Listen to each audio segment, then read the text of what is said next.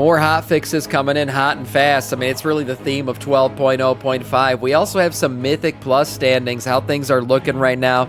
Classes, where everyone's standing. Some more Mythic Plus changes, too, to get into. So let's just go ahead and jump straight into the WoW news for the week. Why don't we? Here we go.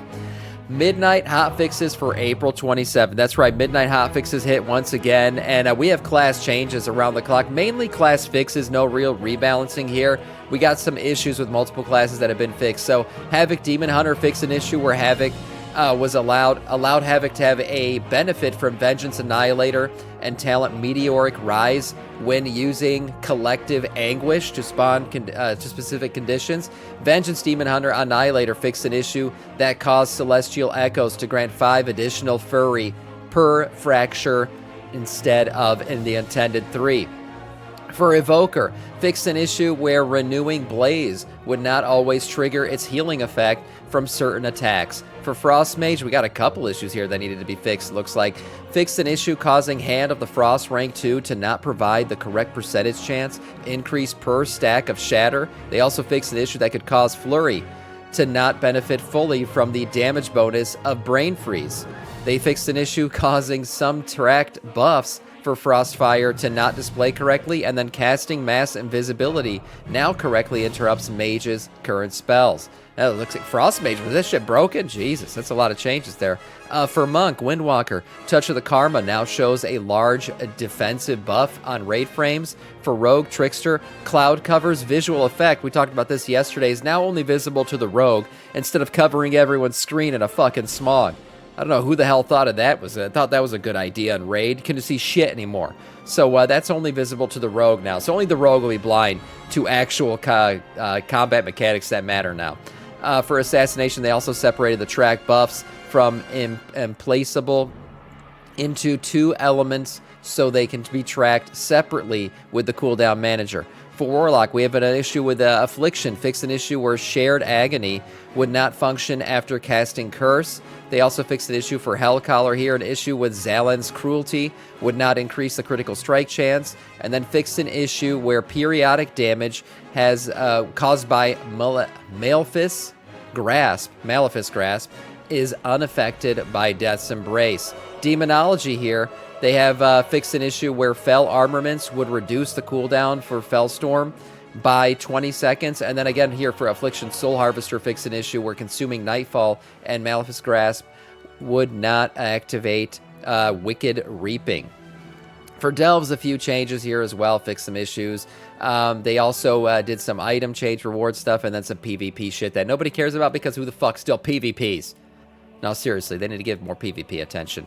This week also going on, we got Children's Week. That's right, if you ever played through Children's Week, you basically pick up an orphan, take it around Azeroth doing a bunch of quests, and you'll get some cool little items here. So Geppetto Joybuzz is back. Now they're sitting here in Silvermoon City, and you can get a new toy that was added to the game, the Nap Mat. That's right, the Nap Mat has been added to the game. You'll get this thing by using the well-loved figurines, which you can get by doing these quests with these orphans. Going around doing the quest. The quest will take you all over Azeroth to different places. All these items are also returning. We got different transmog sets, the cool little, toy shields and stuff like that. A bunch of pets have been made available through this event. So if you have nothing to do, you feel like just, messing around a little bit, this event's always fun to do. And yes, the new thing this time around is, in fact, this sleeping mat where you do a sleeping animation if you have this thing. So a nice little add there to the game. Another add to the game, reaching max renown actually unlocks the ability to get some interesting items that people are starting to realize here. So reaching max renown on ritual sites causes you to trigger an elite mob to randomly spawn in some of your ritual sites. Now these elite mobs have started to be killed by players, and players are noticing some rare drops from these things. So this is one of them right here, the Mana Gorged Great Worm. So this thing can spawn here in one of the Dagger Spine Point ritual sites, and if it does spawn, you will get a chance, just a chance, at a rare drop of an Overlord Manaling pet. That's right, a nice little mana worm pet that you can get from this thing. This is a rare, it's also a tradable, I believe, so you can sell this thing on the auction house if you do in fact get it, which might go for a pretty penny considering how rare this thing is right now. These random bosses do randomly spawn. You'll see them as a rare spawn on your mini-map. You can actually go into any rank one of these ritual sites and see if this thing is spawning. So you can actually go into rank 1 sites or rank 5s if you want to, but if you really want to get this thing to spawn, you can just go in and out of a rank 1 site, see if it ends up spawning on your mini-map. You don't have to kill anything or finish it, just see if it's there, and if it is, you go ahead and kill it. And again, this is a drop percentage chance, so there is no 100% chance this thing is going to drop. That's 100 up per run, 100%. The boss is? Really? The rare? Rare elites now spawn in ritual sites and can be defeated for additional spoils. So I guess the percentage chance then is just the little pet dropping. I thought you got to go in and out. There's a strategy here to going in and out to see if you're going to get the right one. But I think what maybe they're saying is you're getting the right rare spawn, because different rares can spawn. This one is the only one that'll drop this mana worm. I think that's why they're saying. Yeah, so there you go. 58 kills to get the pet for you. Nice. Yeah, congratulations on that one. Some unexpected changes happening in Silvermoon. Have you been passing by the Silvermoon guards and noticing they're not quite as mean as they once were? That's right. The Silvermoon guards have now changed their tone since the recent events of 12.0.5, especially with Void Elves, where they absolutely hated seeing them in the city. Now, Void Elves, as they walk past guards, will see this little line here. Perhaps your way of wielding the light is not so different from ours, Tauren. That's for a Tauren line right there. But for the Void Elves, they actually had a cool one. It is right here. Here it is. The guard gives you a polite nod despite their eyes lingering on your void energies. So yes, the racism and the hatred of the guards, it's a little bit less now that we've cleared the void well. So that's a pretty cool little lore tidbit in there. I always like it when Blizzard makes these kind of changes. Makes the world feel more immersive. A nice one there for 12.0.5. Another nice one. People were asking just yesterday, when are we getting our Void Cores back? Well, they should be restored officially. Void Cores have been given back to everybody who used them. Mauld and Brewski coming in with the 7 months. Thank you. Yes, thank you. Fuck you, Sam, you male moose milker drinker. Okay, yeah, well, you know, it is what it is. Thank you for the sub, though. I do appreciate it. For anyone who was missing their Void Cores, anybody who used their Void Core before 8:05 PDT, on Wednesday, it's Pacific Daylight Time, April 22nd, should have gotten their Void Cores refunded. Now, if you've been logged in constantly, you might not have them. You might want to log out, log back in to actually see it. They should be popping up with a letter in your mail as well, so you should be able to now see that you have your Void Cores restored. Anyone who thinks they should have gotten them and hasn't probably should put up a post or something. But, yeah, they have been restored officially now, so everybody who spent them on bad shit should have officially gotten their refunds now. An unexpected note here, we're getting into some Mythic Plus news now.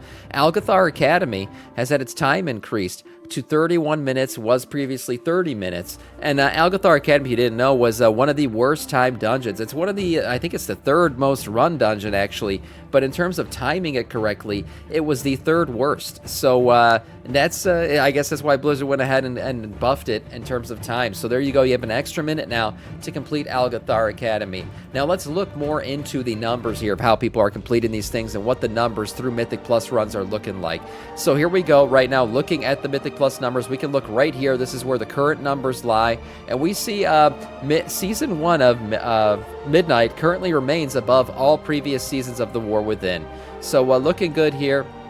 The drop-off has been a bit more than what we've previously seen in other seasons, but that might just be because so many people have actually dove into Mythic Plus for the first time.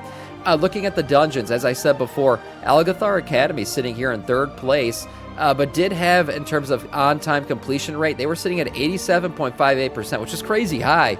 But actually the second lowest, only behind the least run one, Myasara Caverns. Myasara Caverns remains the least run dungeon in Mythic Plus this season.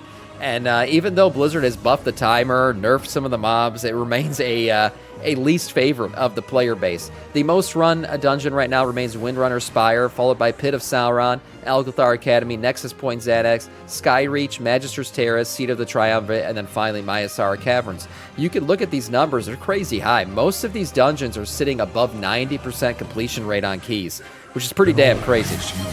And Tundra Freeze got 47 months. My God, unbelievable. 47 months. Yeah, that's a lot. That's a long time. Kicking off that hype trade. Thank you, man. I appreciate it. Death Knight of our Scourge continuing to maybe run some of these dungeons with other people as well. So, yeah, these Mythic Plus looking real good, these statistics. Now, we are noticing something different happening this season. This little bump here at plus 10 is a normal thing. We've always seen it with vaults and everything else, and a little bump here at plus 12 as well.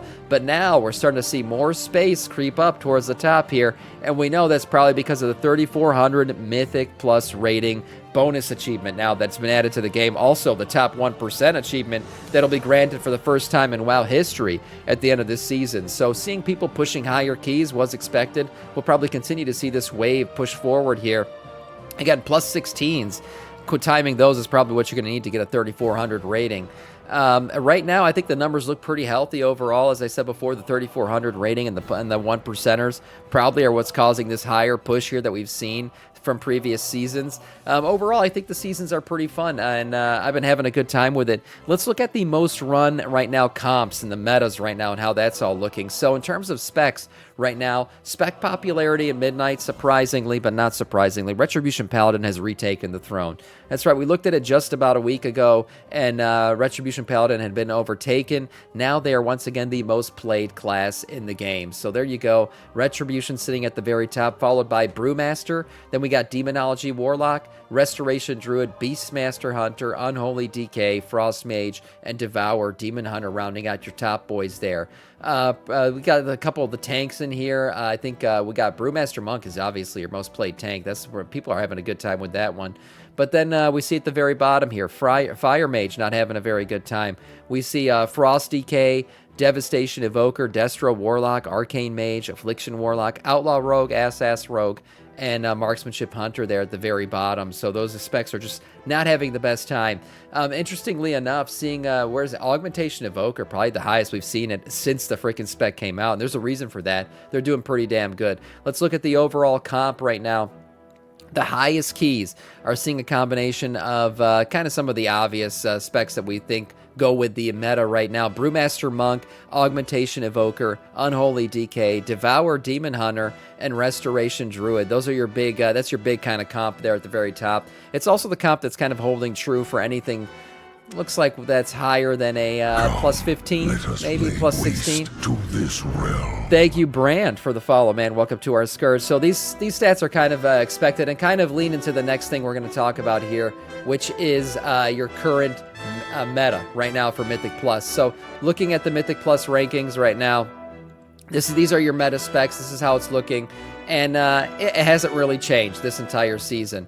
Right now, we see Brewmaster Monk as the tank to go with. Brewmaster is the solid tank, man, all the way through down this list here. There's nothing but Brewmasters, except at the very bottom, we finally see Protection Warrior showing up in some of these meta runs. But right now, Brewmaster. Then we see Restoration Druid as the choice of heal. The second best healer right now that shows up most often as well is Restoration Shaman, but Restoration Druid has clearly taken the lead. We also see Unholy DK as DPS, Augmentation Evoker as DPS, and Demonology Warlock. We see a little bit of mix-ins here with Devour Demon Hunter and Retribution Paladin also working their way in DPS. But right now, these are the current metas, and the current Unholy Death Knight doing some pretty good numbers from what I've seen. Augmentation Evoker has become like a must-bring for a lot of these runs. We see them in quite a few. But really, it's the top-end keys that see the most benefit from bringing an Augmentation Evoker. I think it's just because a lot of people don't know how to play Augie correctly.